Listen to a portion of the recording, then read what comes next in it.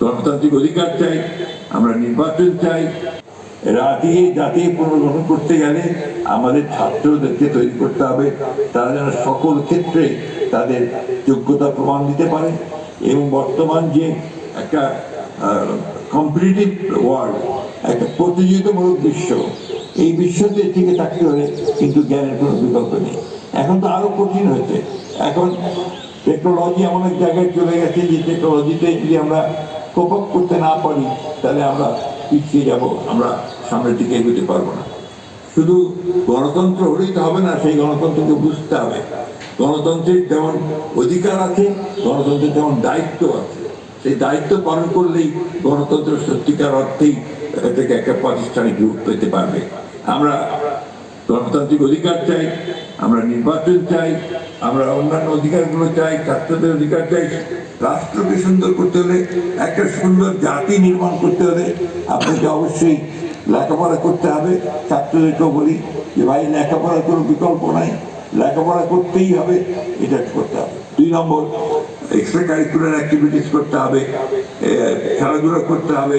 সবখানেই নিজেদের যে যোগ্যতা তা প্রমাণ করতে হলে কাজ করতে হবে এবং প্র্যাকটিস করতে হবে।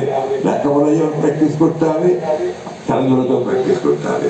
সব মিলিয়ে রিভারভিউ হাই স্কুল যেন তার পূর্ণ ঐতিহ্যে ফিরে আসতে পারে এবং ঠাকুরগাঁয়ের শিক্ষাক্ষেত্রে যেন তার যোগ্য জায়গা করে নিতে পারে। আজকের দিনে সেটাই হওয়া উচিত।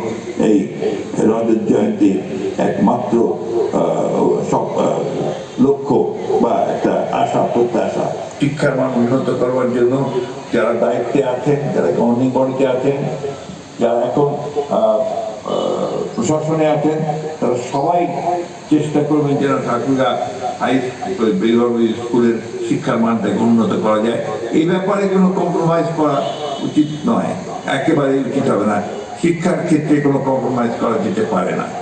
একটা কথা আমাদের সবসময় মনে রাখতে হবে, আমরা যে এত আন্দোলন করি, আমরা বিপ্লব করি, বিদ্রোহ করি, গণ অভ্যুত্থান করি, আমরা প্রাণ দিই, কিন্তু দুর্ভাগ্যজনকভাবে আমাদের শিক্ষার মান আগের চাইতে অনেক কমে গেছে।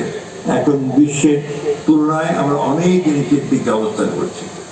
আমি একটা কথা বলতে চাই যে জাতির গঠনে, পুনর্গঠনে, দেশের পুনর্গঠনে, নতুন বাংলাদেশ যারা আমরা দেখতে চাই, তাদেরকে সবসময় মনে রাখতে হবে জ্ঞানের কোনো বিকল্প নাই, নলেজের যে কোনো বিকল্প থাকতে পারে না। এই জন্য শিক্ষার কোনো কম্প্রোমাইজ করা যেতে পারে না। আমি বারবার করে অনুরোধ করব আমাদের সম্মানিত গাফিলতি করবেন না, কোনো কম্প্রোমাইজ করবেন না। এটা ছাত্রদের কাছ থেকে তাদেরকে পড়া বুঝিয়ে ঠিক মতো দেবেন, তারা যেন বোঝে, সেই জিনিসটা এটা আপনারা নিশ্চিত করবেন। উইজডমের কোনো আপনার বিকল্প হতে পারে না।